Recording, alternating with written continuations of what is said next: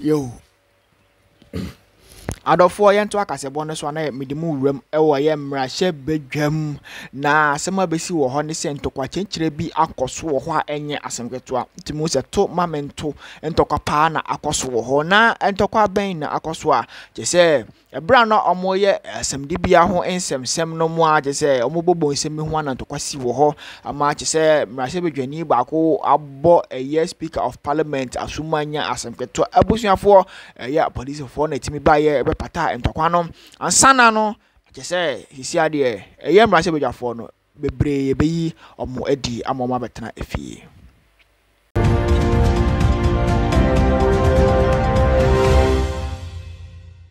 ewo magana odofu kami na odrubi epi sine mun samotin empesi me waste time kami wona me no me nyane ko je so no ntwem ni wi a esanso aba everything nkom.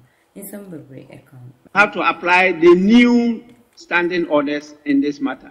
But in giving you the information, I've given you an idea of the expectations of the people of Ghana. That is for you to consider as part of the report, and for the House to decide as to whether we will approve or disapprove those nominations. His Excellency clearly stated that he is constitutionally injuncted to do what he has done. And so it's now for you to also look. Now, remember, you want to speak. If you want, I will grant you the opportunity. Yes. Mr. Speaker, with all due respect to your chair, these preliminary remarks you are making are prejudicial, and I believe that as representing the good people of Serbia also, it doesn't lie in your mouth to remind us of the things that you said. Thank you. This is a completely rude remark, and I can send you out of the house now. It lies in my authority to do so. You represent the good people of Sefiwiaso. I represent the whole country. Please, Marshal, take him out of the house. Marshal, take him out of the house. I will not entertain such disrespect. It lies in my mouth.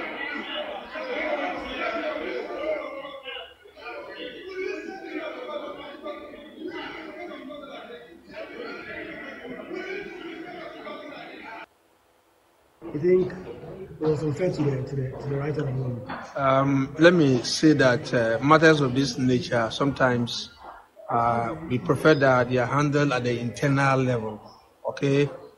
It's an unfortunate situation, but I think that leadership should be able to resolve it. Then we'll move forward. The unity of the House is very important. And so if you ask me whether the speaker is right or is not right, I will say that let's see what happens within the next 1 or 2 days. It will be resolved. Thank you. Madam Jean Mensah faced close to 4 hours of grueling questioning from members of parliament, particularly on the minority side about the EC's preparedness for the 2024 election.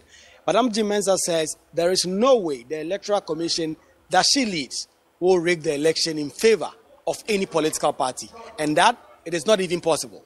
There's absolutely no way that at the helm of affairs, the Commission can change anything, because the documentation comes from the ground, and we believe that you have copies. So I can assure you that there's absolutely, and this is a message that we are sending and we continue to send to our officers on the ground. Jean Mensah says the EC has become the subject of hate speech, misinformation, and disinformation. I think it's been obvious that hate speech, misinformation, and disinformation against the EC has become the order of the day. And we are of the view that providing timely responses to counter this trend will go a long way to engender trust and confidence in our processes and reduce suspicions and tensions. The Electoral Commission provided an update on the personnel they are recruiting for the 2024 election. But then came that ominous warning from the minority leader, Dr. Kiselato Forsen, that the country's fate is in the EC's hands and that the country could risk losing the 1992 constitution if the 2024 election were not free and fair. The mood of this country deserves nothing less than what she said. And if we are not careful, and where the country is at this moment, and if this election is not conducted in a credible manner, we may end up losing the 1992 constitution. The future of this country is in her hands. The future of Ghana is in her hands and the hands of the Commission. The Deputy Majority Leader, Patricia PJ, has been warning the public, and in particular political opponents, against information and speculation that will put the nation's security at risk. One of the things that we should avoid is to speculate on issues that don't have evidence. We have only one Ghana. The Electoral Commission also had to respond to questions about why she goes about with so many security personnel. In fact, when the EC chairperson came to Parliament today, she had in excess of 5 soldiers and some other policemen in her security detail. She says it's uncomfortable, but it's what she has to put up with to be able to protect herself, her team, and her family. We all here, we see the Electoral Commission travel with heavy security presence around her. In fact, in many cases, I see more security around her than the Speaker of Parliament and the Vice President. I'm a bit worried for her. I'm worried because I've seen her many times with military protecting her.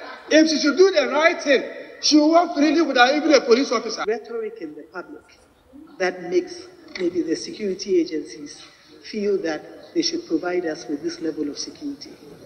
To be honest with you, it takes away your freedom. You cannot go to the salon, everybody's in your space. You go to the market, it's not pleasant at all.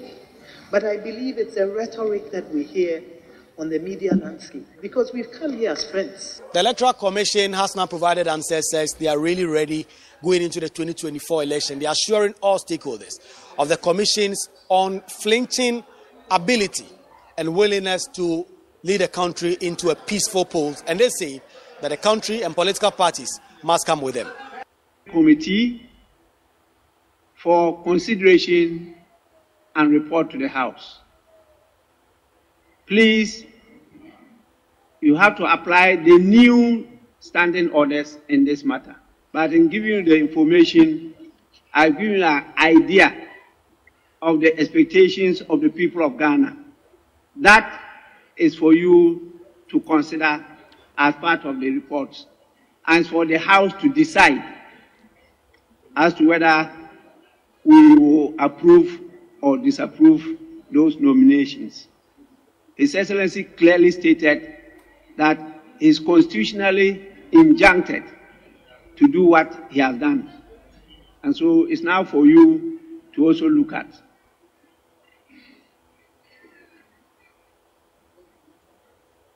Honourable Member, you want to speak? If you want, I will grant you the opportunity. Yes. Mr. Speaker, with